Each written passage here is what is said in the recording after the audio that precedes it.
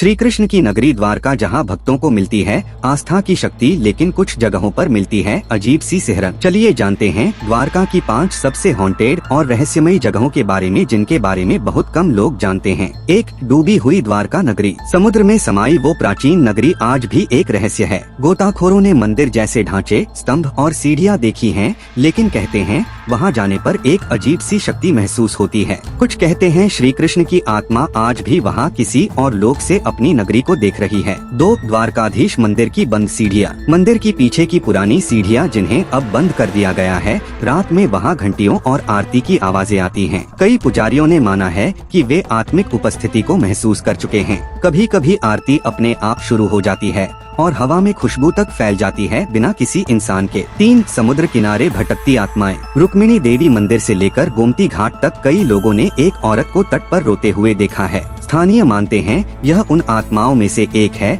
जो द्वारका के डूबने के दौरान मृत हो गयीं और आज भी शांति की तलाश में हैं। उनकी चीखें लहरों में मिलकर एक अजीब सी थरथराहट पैदा करती हैं। 4. सुदामा सेतु के नीचे का अंधेरा। दिन में लोगों की भीड़ से भरा रहता है ये सेतु, लेकिन रात होते ही यहाँ कुछ अजीब घटनाएं होती हैं। कई लोगों ने अनुभव किया है कि पुल के नीचे से आती है गूंजती हुई आवाज, जैसे कोई कुछ कहना चाहता हो। स्थानीयों का कहना है ये आवाजें उस व्यापारी की हैं जिसने पुल के निर्माण के वक्त खुद को बलिदान किया था। 5. नरारा द्वीप, जो द्वारका से कुछ ही दूर है। इस द्वीप को भूतों का टापू भी कहा जाता है। यहाँ जाने वाले मछुआरे बताते हैं कि उन्हें किसी ने नाव खींचने की कोशिश की जब वहाँ कोई नहीं था। कुछ ने रात में बिना सिर वाले साए देखे हैं और कहते हैं यह द्वीप द्वारका के रहस्यमय डूबने से जुड़ा हुआ है। द्वारका जहां आस्था, इतिहास और आत्माओं का संगम होता है। क्या ये कहानियां सिर्फ लोक कथाएं हैं या वाकई द्वारका में कोई अनदेखा रहस्य छिपा है? अगर कभी द्वारका जाओ तो जरा ध्यान से देखना, कोई तुम्हें देख रहा हो सकता है। लाइक करो, सब्सक्राइब करो और कमेंट में बताओ इन 5 में से कौन सी जगह पर जाना चाहोगे।